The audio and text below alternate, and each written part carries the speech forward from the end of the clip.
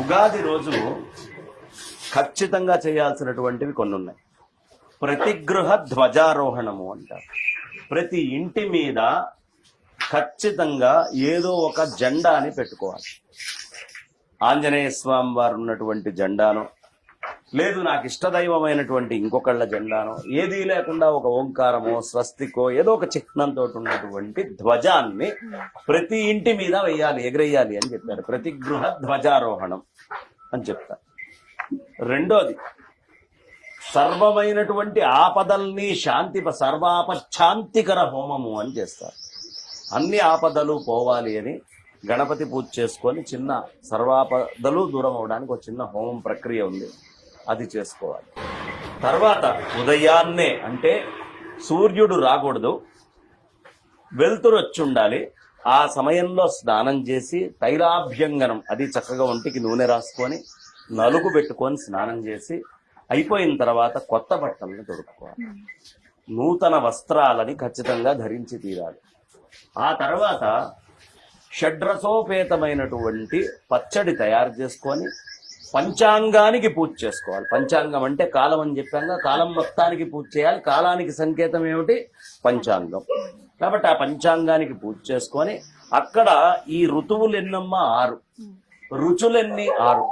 మనకి నిత్యము మన జీవితంలో అయితే కారమో, లేతే వగరో, లేతే చేదో, లేకపోతే తీపో, పిలుపో, లవణము, ఈ 6 ఉండేటటువంటివి.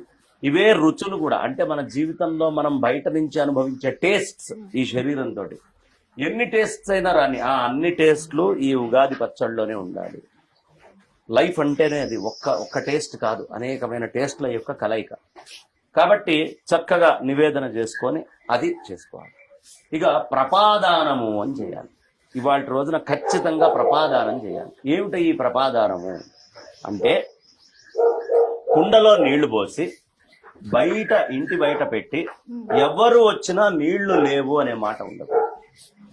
రెండో పని ఏమిటయ్యా, మట్టి ముంతల్లాంటివి తీసుకొని మేడ మీద ఖచ్చితంగా మట్టి ముంతలతోటి నీళ్లు పెట్టుకోవాలి.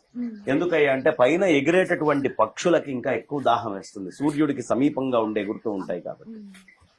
భూతదయ అనేది మన వైదిక సంస్కృతిలో చాలా పెద్దది. కాబట్టి భూతదయ కావాలి అన్నప్పుడు పైన పక్షుల కోసం నీళ్లు మేడ మీద పెట్టాలి. ఇది కూడా ఖచ్చితంగా చేసి తీరాల్సినటువంటి పని అన్నారు. ఇంకేమిటండి అంటే రాజదర్శనం. ఇక్కడ ఉండేటటువంటి తమిళిసై గారినో, లేదా ఆ పక్కన తెలుగు రాష్ట్రాల్లో ఉండే విశ్వభూషణ్ గారినో, లేకపోతే మన రాష్ట్రపతి గారు ద్రౌపది ముర్ము గారినో, లేకపోతే మోడీ గారినో, కేసీఆర్ గారినో, జగన్ గారినో, ఎవరైతే ఈ రాజ శాసనాన్ని ముందరికి నడిపిస్తారో, అంటే కాన్స్టిట్యూషన్ ని ముందరికి తీసుకొని వెళ్తారో, కాన్స్టిట్యూషన్ ని మనం చూడలేంగా, కాలాన్ని మనం చూడగలమా? కాలం కనిపించదు. కాలానికి గుర్తుగా పంచాంగం ఉంది. ఈ ధర్మాన్ని శాసనాన్ని నడిపించేయడానికి గుర్తుగా ఎవరుంటే వాళ్ళు. ఇవాళ వాళ్ళు ఉండొచ్చు, రేపు ఇంకొకళ్ళు ఉండొచ్చు.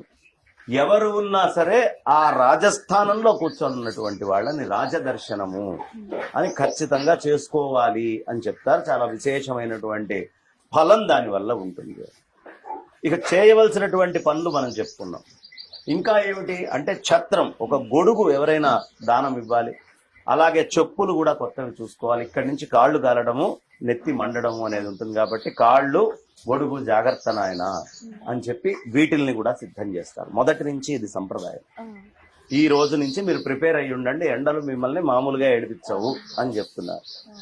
ఇది అయిపోయిన తర్వాత చేయకూడనివి. ఉగాది పండగ నాడు సాధారణంగా మనకి తెలుగునాట ఆచారం ఏమిటయ్యా అంటే, ఉగాది నుంచి శ్రీరామనవమి దాకా వేరే ఉత్సవాలు ఏవి మనం చెయ్యం. పెళ్లిళ్ళు ఇట్లాంటివి చేయకూడదు. కళ్యాణం కావాలి అంటే ఆ కళ్యాణం మళ్ళీ నవమి వెళ్ళిన తర్వాతే, శ్రీరాముడికి కళ్యాణం అయ్యాకే చేసుకోవాలి. మరి ఏం చేసుకోవచ్చు అయ్యా? ఉపనయనాదులు ఇట్లాంటివి ఏమైనా ముహూర్తం ఉంటే చేసుకోవచ్చు. గృహప్రవేశాలు కూడా తొందరగా చెయ్యరు. కాబట్టి సాధారణంగా ఈ పాడ్యమి నుంచి నవమి దాకా మిగతా అయినటువంటి కార్యక్రమాలు, ఒక్క వైదికమైనటువంటి పూర్ణ వైదిక కర్మ అయినటువంటి ఉపనయనం తప్ప సాధారణంగా ఇతరమైనవి ఏమి మనం చేయం.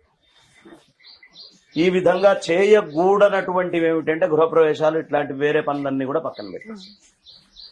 తగినవి ఏమిటి అంటే ఉగాది రోజు నుంచి చక్కగా దేవి భాగవతము, రామాయణము, భారతము, భాగవతము ఇలాంటి గ్రంథాలని పారాయణం చేయడం. భగవంతుడి గుడికి ఖచ్చితంగా వెళ్ళి తీరాలి. వాళ్ళ రోజు వెళ్ళి ఒక్కసారి నమస్కారం చేసుకొని, స్వామి ఈ సంవత్సరం అంతా మాకు బాగుండేట్టుగా అనుగ్రహించు తండ్రి, బ్రహ్మ పుట్టడానికి కూడా మూల కారణమైనటువంటి వాళ్ళు మీరు అని చెప్పి ఒక విష్ణుమూర్తినో పరమేశ్వరుణ్ణో ధ్యానం చేసుకొని ఆ క్షేత్రాలకు, అమ్మవారినో ధ్యానం చేసుకొని క్షేత్రాలకు వెళ్ళాలి. ఇది చేయదగ్గవి, చేయకూడనటువంటి పనులు.